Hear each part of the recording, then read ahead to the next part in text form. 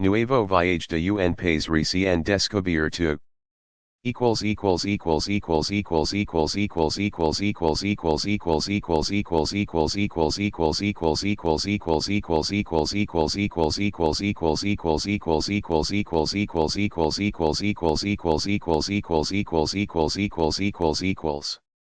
Más grande que Europa, situado en la América entre el Nuevo México y el Mar Glacial.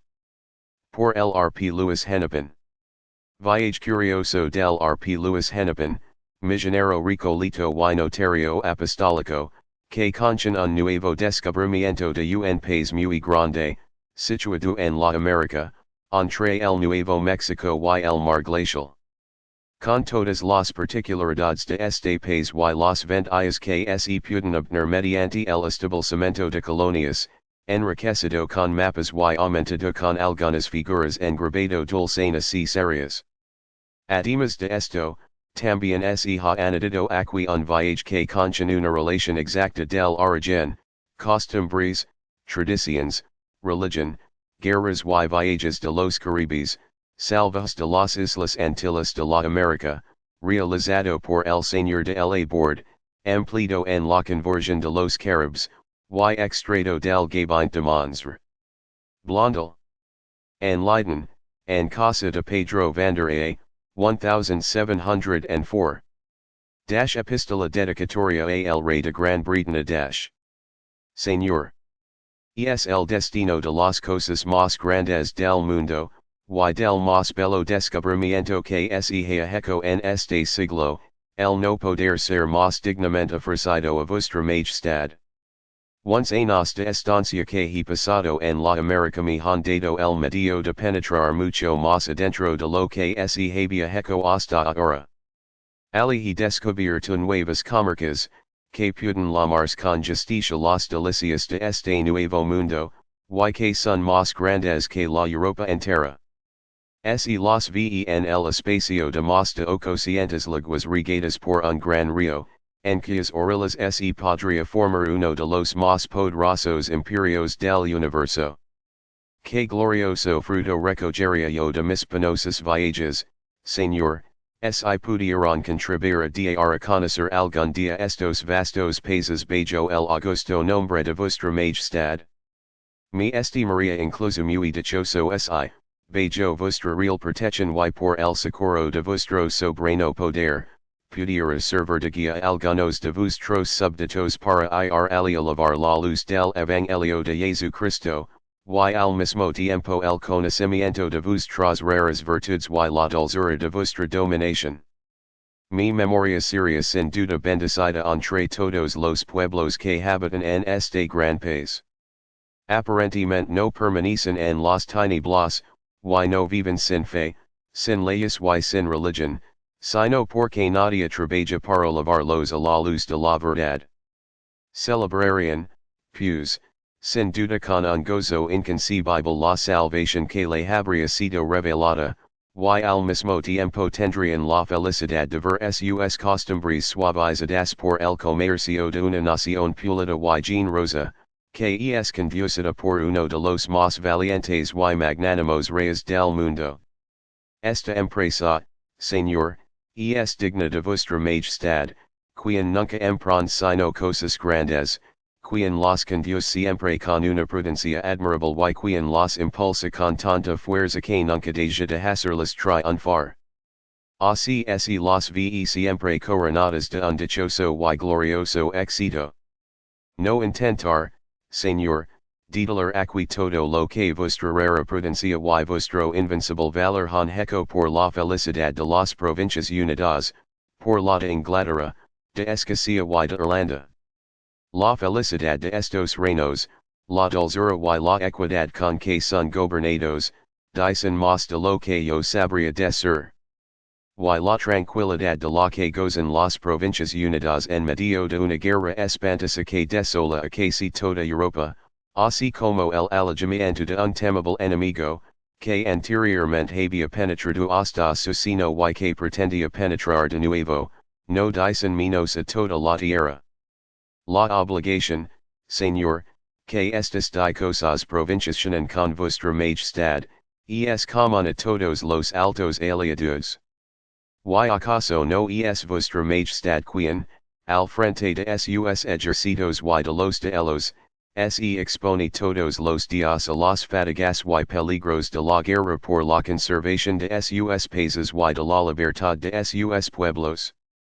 No es vuestra majestad quien constituye el vínculo de su unión, y quien conserva esta feliz inteligencia mediante la sabiduría de sus consejos, por la dulzura de su conducta real, por la moderación de todas sus acciones, que gloria notion limites, y por la extrema consideración que tantos grandes principaciones por las virtudes heroicas de vuestra majestad?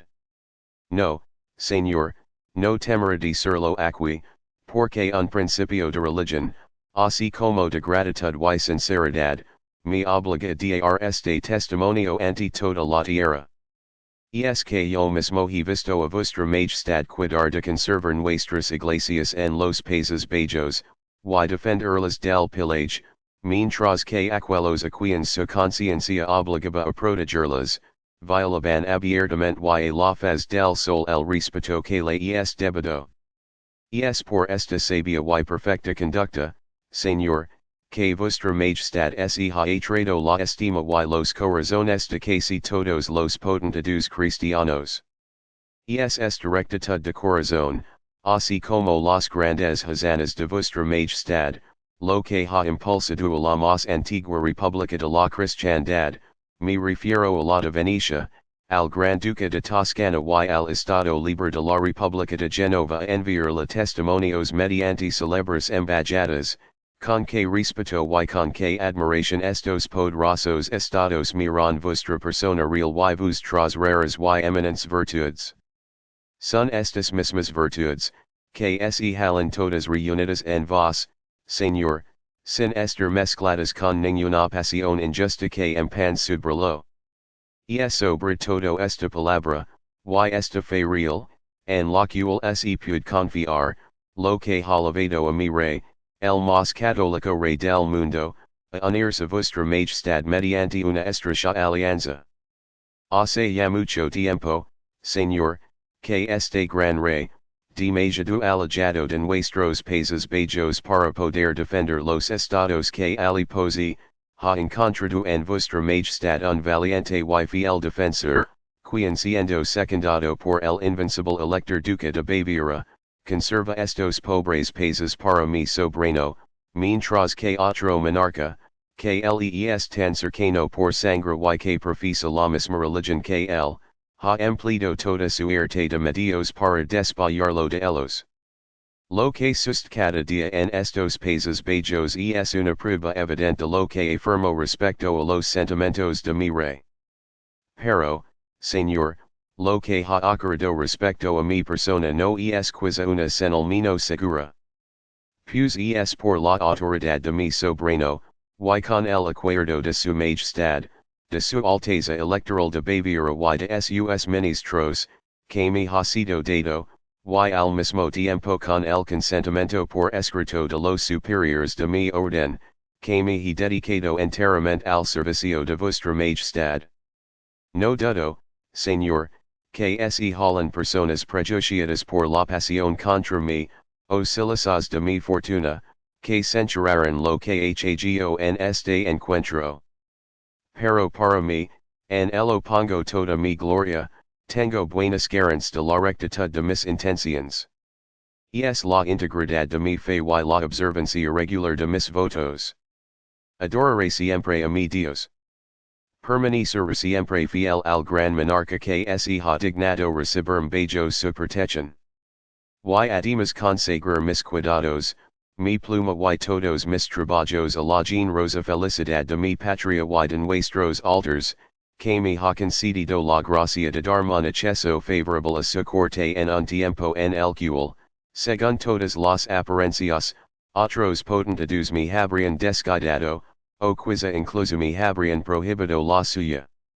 Es muy justo, señor, que emplee al servicio de vuestra majestad lo que he adquirido de experiencia, y que comunica vuestros súbditos el conocimiento que tengo de nuestros grandes descubrimientos. Se podrá trabalhar por este medio para hacer a tantos pueblos cegados susceptibles de las luces de la cristiandad. Y al mismo tiempo el público podrá obtener grandes ventajas por el poderoso comercio que ali se establecerá. Los ingleses, que son los más grandes navegantes del océano, formarán grandes colonias en este nuevo mundo. Ali se cultivaran tierras virgenes que proporcionaran dos cosechas al año, y por ello estas vastas comarcas tendrán derecho a pretender el honor de vuestra protección real y la gloria de pertenecer a vuestra majestad. Había comenzado este gran descubrimiento, señor, con un hombre que habría podido contribuir mucho al avance de esta gran obra, pero me abandonó porque veía en mi demasiada inclinación por mi sobrino. Incluso mientras viaje con él, a menudo me expuso al peligro de perder la vida, como ocurrió a uno de mis compañeros, que fue masacrado por los bárbaros. Pero él mismo fue finalmente muerto con premeditación por aquellos a quienes mandaba, en una emboscada que le habían preparado para deshacerse de él, porque los había expuesto demasiado. Así es como se vieron fracasar los grandes diseños que se tenían sobre las minas de Santa Bárbara en el Nuevo México. Todo esto me había dado alguna advertencia para los viajes de esta naturaleza, y que se había perdido el deseo de continuar lo que también había comenzado, pero la divina providencia, cuyos resorts son impenetrables y que se servirán vuestros movimientos para conducirnos a su fin, no permitió que ejecutara lo que había resuelto a este respecto. Elo me ha llevado como de la mano a la corte de vuestra majestad para contemplar ali las maravillas de vuestro reinado. He visto de cerca y he conocido el mérito y la generosidad de la nación inglesa, a cuya virtud nada puede resistir, y que es capaz de emprenderlo todo y de gozar dicosamente de nuestros descubrimientos con exclusión de sus enemigos. Habiendo obtenido, pues, el permiso de mi rey y la licencia de mis superiores, me he abandonado, señor, a las inspiraciones secretas del soberano director del universo, las cuales me conducen al servicio de vuestra majestad según la inclinación de mi corazón. Y en ello estoy persuadido de que la divina bondad de mi Salvador no ha hecho nada sino para mi bien, y que quiera que me rinda a las órdenes de vuestra majestad.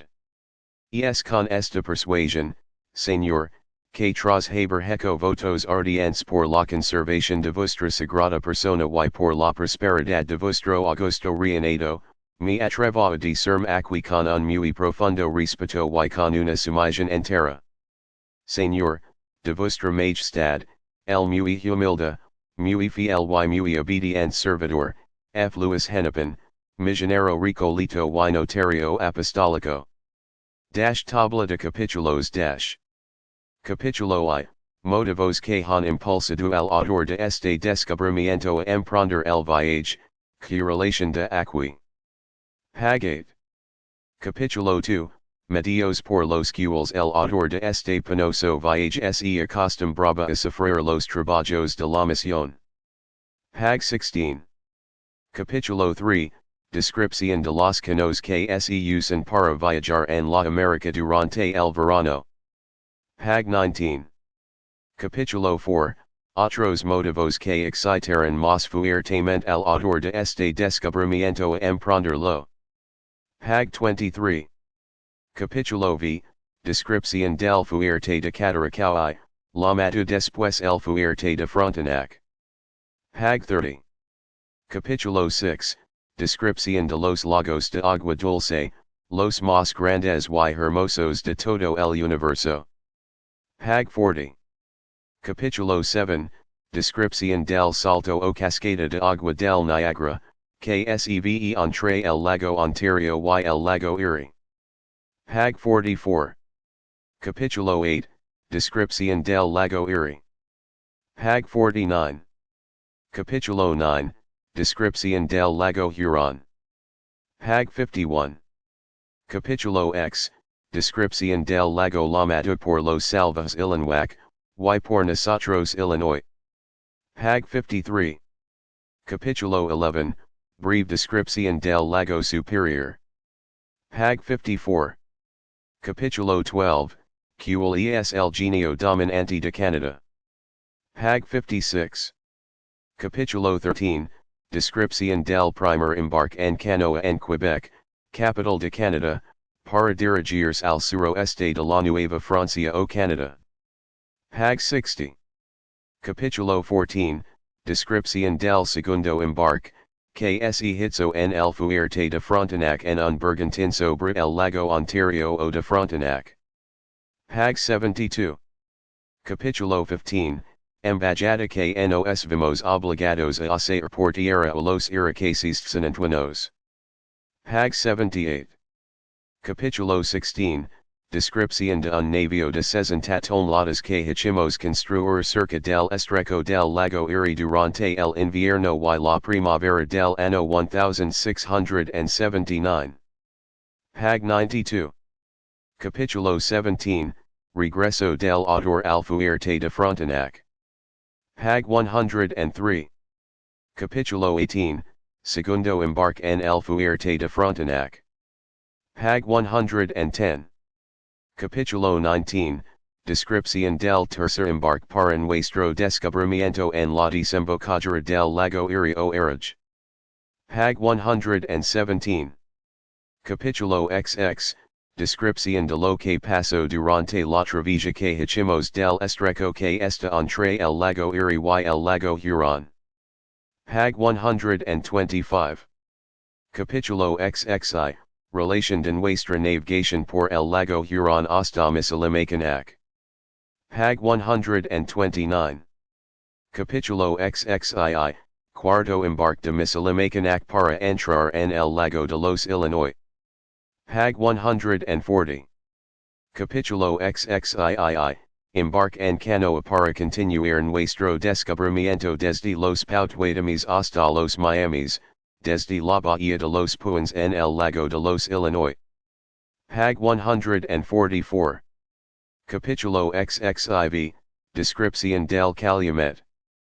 Pag 149. Capítulo XXV, Continuación de nuestro descubrimiento en canoa de corteza aproximadamente hasta el final del lago de los Illinois. Pag 154. Capítulo XXVI, Acuerdo hecho entre los salvos outwagamis y nosotros. Pag 162. Capítulo XXVII, Construcción de un fuerte y de una casa cerca del río de los Miamis. Pag 171. Capítulo XXVII, Embarque en el fuerte de los Miamis para dirigirnos al río de los Illinois. Pag 176. Capítulo XXIX, Descripción de nuestro embarque en la fuente del río de los Illinois. Pag 182. Capítulo XXX, Descripción de la casa que los pueblos de esos países hacen de los toros y vacas salvas, del tamaño de estos animales y de las ventas que se pueden obtener de las tierras, bosques y del continente donde postan con otras fieras. Pag 186. Capítulo XXXI, Descripción de nuestra llegada a casa de los Illinois, pueblo muy numeroso respecto a los otros salvos de la América. Pag 196. Capítulo XXXII, Relato de lo que pasó entre los Illinois y nosotros hasta la construcción de un fuerte. Pag 207. Capítulo XXXII, Reflexión sobre el humor de los Illinois, con un pequeño detalle del poco fruto que se podía esperar de su conversión. Pag 217.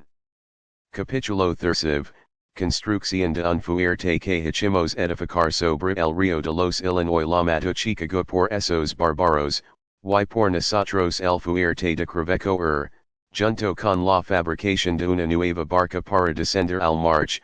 Pag 223. Capítulo XXXV, Relato de lo que pasó antes de la partida del autor para su nuevo descubrimiento, Con el regreso del Señor de la Sal al fuerte de Frontenac y las instrucciones que un salvajinos dio sobre el río Misisipi. Pag 230. Capítulo 30, Partida del autor en canoa del fuerte de Crevecoer con los dos hombres mencionados para dirigirse a las naciones aliadas. Pag 241. Capítulo XXXVII, Cuales han sido los motivos que el autor ha tenido anteriormente para ocultar las memorias que tenía de este descubrimiento, y de no insertarlas en la descripción de su Louisiana, respecto a la parte baja del gran río Misisipi, antes de remontar hacia su fuente, como ha hecho. Pag 249. Capítulo 38, Continuación del viaje del autor sobre el río Misisipi. Pag 261. Capítulo 36, Razones que nos obligaron a remontar el río Misisipi sin ir más lejos hacia el march, Pag 272. Capítulo XL, Partida de Coro sobre el río Misisipi. Pag 283. Capítulo XLI, Descripción de la belleza del río Misisipi, de las tierras que lo bordean por ambas partes, que son de una belleza arrebatadora, y de las minas de cobre, de plomo y de carbón de tierra que allí se encontraron. Pag 295. Capítulo XLII, Descripción de los diversos lenguajes de estos pueblos y de sus imágenes sus jefes, de las maneras diferentes de estos pueblos de Misisipi respecto a los salvajes de Canadá, y del poco fruto que se puede esperar para la religión cristiana entre ellos. Pag 304. Capítulo XLII, Descripción de la pesca de estuarios que realizamos. Temer en nuestra gente, que no quería pasar remontando cerca de la desembocadura del río de los Illinois, y del cambio de las tierras y del clima al ir hacia el norte. Pag 311. Capítulo XLIV, Breve descripción de los ríos que pierden sus nombres en el río Misisipi, del lago de las Lágrimas, del salto de S. Antonio de Padua. De la avena loca y de varias circunstancias de la continuación de nuestro viaje. Pag 314. Capítulo XLV, el autor está detenido con los dos canoeros por sus visas 20 salvas, quienes tras varios atentados contra sus vidas, los llevaron finalmente a lo alto del río Misisipi. Pag 323. Capítulo XLVI, Resolution que los bárbaros temeran de llevarse al autor con sus dos hombres a su país en lo alto del río Misisipi. Pag 329. Capítulo XLII, Insultos y vejaciones que los salvajes nos hicieron antes de conducirnos a su casa. Atentaron a menudo contra nuestra vida. Pag 332. Capítulo XLVIII, Las ventajas que los salvajes del norte tienen sobre los del sur en la guerra, y la ceremonia que hizo uno de los capitanes al hacernos hacer alto al mediodía. Pag 337. Capítulo XLIX, Astucia y artificios de aquapagudin para obtener hábilmente las mercancías de nuestros dos canoeros, con varios otros sucesos de nuestro viaje. Pag 341. Capítulo L, Unos ancianos learn sobre nosotros durante la noche. Nuevos insultos de aquapagudin. Manera en que estos salvajes encienden fuego por fricción. Pag 345. Capítulo Li, Ceremonias de los bárbaros al repartir los prisioneros y continuación del viaje por tierra. Pag 349. Capítulo Li, Contienda de los salvajes sobre el reparto de nuestras mercancías y de nuestro equipo con mis ornamentos sacerdotales y mi cofre. Pag 352. Capítulo Lii, La tropa se aproxima a la aldea. Constio de los salvajes para saber sinos materia nos sinos salvarian adoptándonos por sus hijos. Recepción que nos hicieron estos pueblos, y del uso que hicieron de mi cajola. Pag 355. Capítulo live, Recepción heca el autor por los periodos de aquapagudin. Lo hacen sudar para curarlo de sus fatigas. Uso que hacen de su copula y de sus ornamentos. Pag 359. Capítulo LV, Hambra que el autor sufre entre los barbaros. Admiraban su brajula y una marmita de hierro que tenía. Compone un pequeño diccionario y los instruye sobre la religión, la poligamia y el celibato. Pag 365. Capítulo LVI, el jefe más considerable de los izati y de los naduasanos hace grandes reproches a quienes nos habían tomado. El autor bautiza la hija de Mamnisi. Pag 373. Capítulo LVII, Embajada enviada a los izati por salvas que habitan al oeste de estos pueblos, lo cual hace ver que no existe estrecho de unión y que el Japón está en el mismo continente que la Louisiana. Pag 378. Capítulo Lain, los izati se reúnen para la casa de toros salvas. Recazo que los dos canoeros hacen de lavar al autor en su canoa para bajar el río de S. Francisco. Pag 384. Capítulo Lix, los salvas hacen alto por encima del salto de S. Antonio de Padua. Se encuentran en necesidad de víveres. El autor va con el Picard al río de Wisconsin. Aventuras de su viaje. Pag 390. Capítulo LX, Casa de Tortugas, la canoa arrebatada al autor por un viento impetuoso, lo cual lo arroja una gran necesidad con su compañero de viaje. Pag 398. Capítulo LXI, Buscabamos el río de Wisconsin, aquapagudin nos encuentra y nos precede en esa búsqueda. No subsistimos sino por un puro milagro de la providencia de Dios. Pag 404. Capítulo LXII, Gran necesidad en que el autor se hala con su compañero de viaje, que los obliga a redoblar sus oraciones. Reencuentran finalmente a los salvas al regreso de la casa. Pag 407. Capítulo XVIII, Las mujeres salvas ocultan habilmente su provisión de carne. Se baja por segunda vez el río. Destreza de los salvas. Bravura de un individuo salvaje. Pag 412. Capítulo LXIV, Legada del Señor du Lutheran en nuestro campamento. Nos ruga regresar con su gente y el a los izati y naduasanos. Eco mi manta sobre un huerto, lo cual agrado a los salvas. Pag 417. Capítulo LXV, el autor se despide de los salvas para regresar a Canadá. Un salvaje es masacrado por el jefe porque aconsejaba maternos. Contienda entre el Señor du Lutheran y yo sobre el sacrificio de uno de estos barbaros. Pag 423. Capítulo LXVI, el Señor du Lutheran se espanta ante un ejército de salvas que nos sorprendió antes de que estuviéramos en el río de Wisconsin. Pag 430.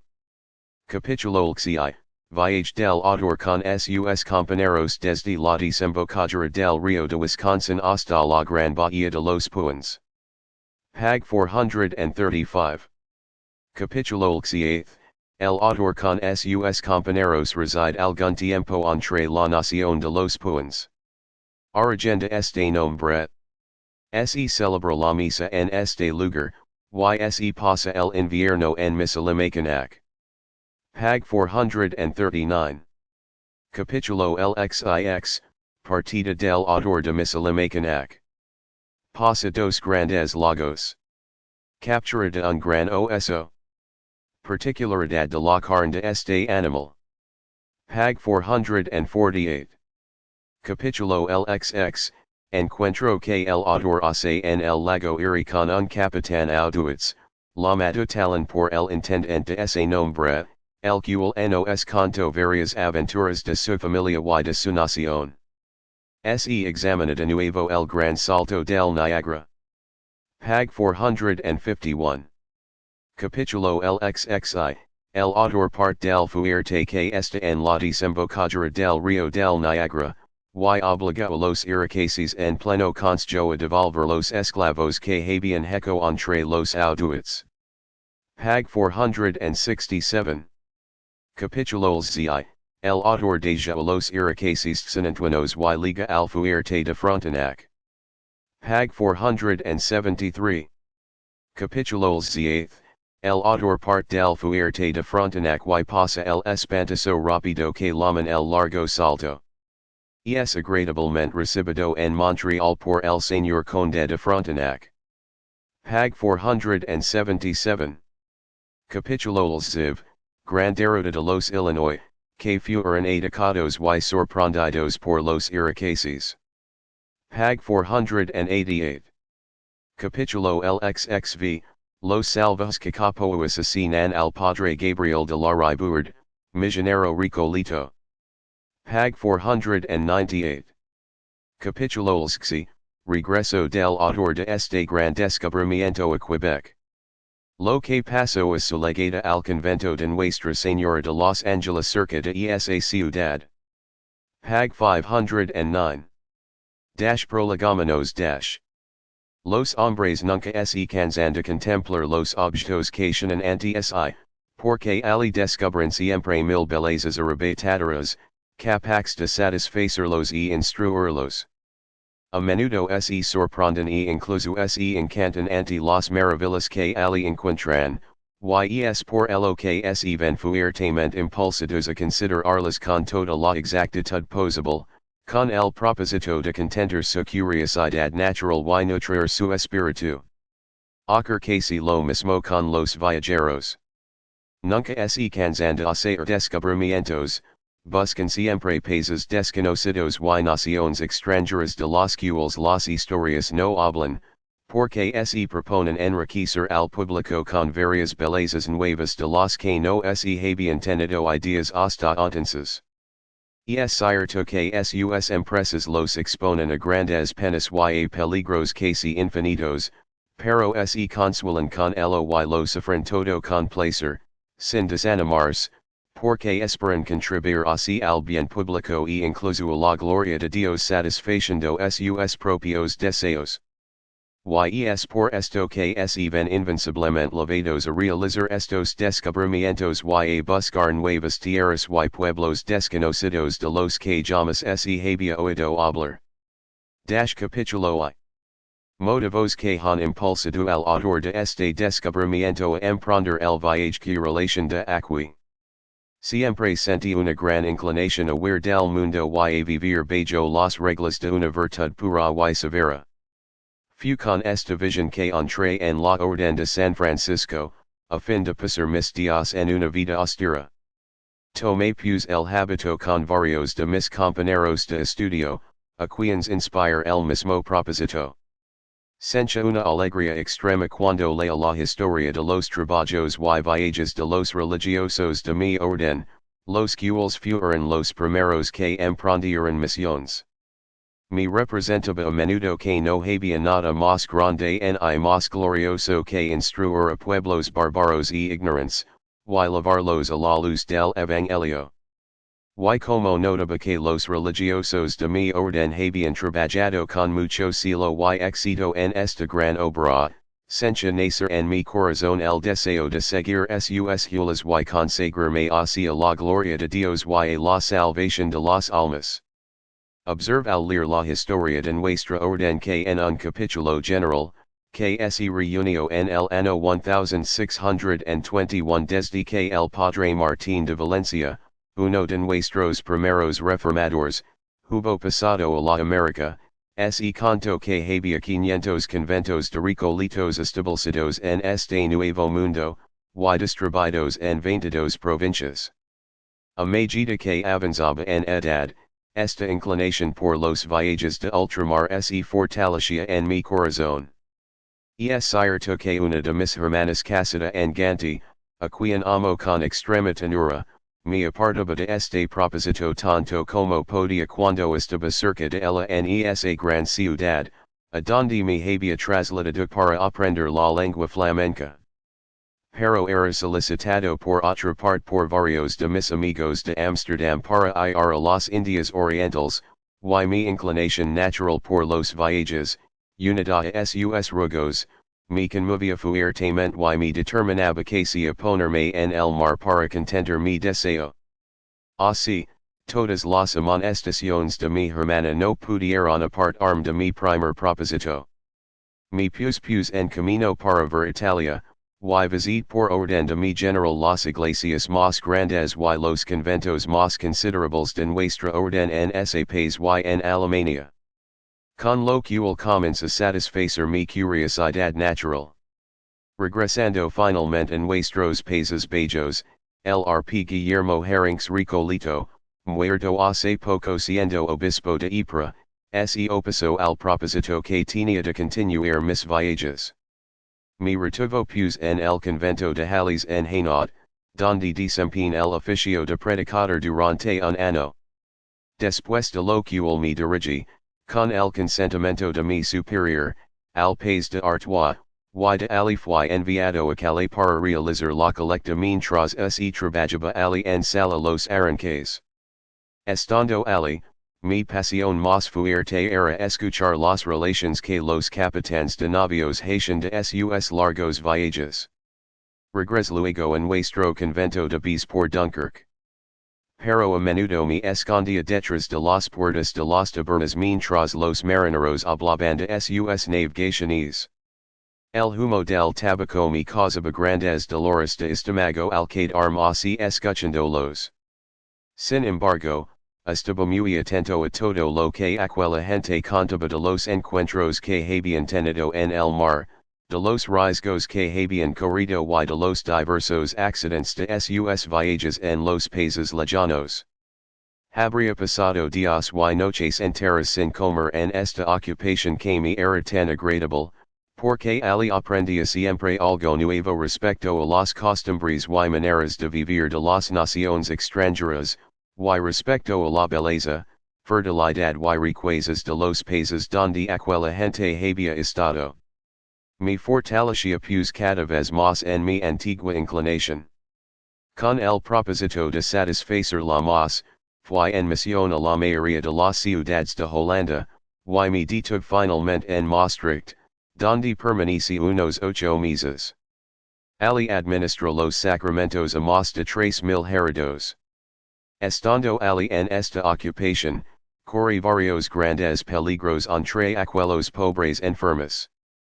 Fui incluso atacado por la púrpura y la disentería, y me 6 a 2 dedos de la muerte.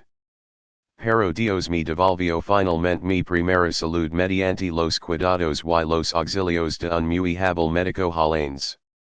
El año siguiente me comprometí de nuevo por un efecto de mi siglo a trabajar en la salvación de las almas. Me halí pues en el combate sangriento de Senef, donde tanta gente pereció por el hierro y el fuego. Tuve allí mucha ocupación en aliviar y consola a los pobres heridos. Y finalmente, tras haber soportado grandes fatigas y tras haber corrido peligros extremos en los sitios de ciudades, en la trinchera y en batallas donde me exponía mucho por la salvación del prójimo mientras la gente de guerra no respiraba sino carnicería y sangre, me 6 en estado de satisfacer mis primeras inclinaciones. Recibí pues orden de mis superiores de dirigirme la Rochelle para embarcarme allí en calidad de misionero hacia el Canadá. Desempeñé las funciones de perico durante 2 meses a 2 leguas de esa ciudad, porque me lo había pedido el pastor del lugar, que estaba ausente. Pero finalmente me abandoné enteramente a la providencia y emprendí este gran trayecto de mar de 12 o 3,000 leguas, el más grande quizá y el más largo que se hace en el océano. Me embarqué pues con el ilustrísimo Francisco de Laval, nombrado por entonces obispo de Petria in partibus infidelium, y desde entonces heco obispo de Quebec, capital del Canada. Entonces mi deseo de viajar aumentó cada vez más. Permaneci en ese país durante 4 años, y fui enviado en misión mientras el señor abad de Fenelon, actualmente arzobispo de Cambrai, residia allí. Fin de la traducción. Fuente, Louis Hennepin, 1704.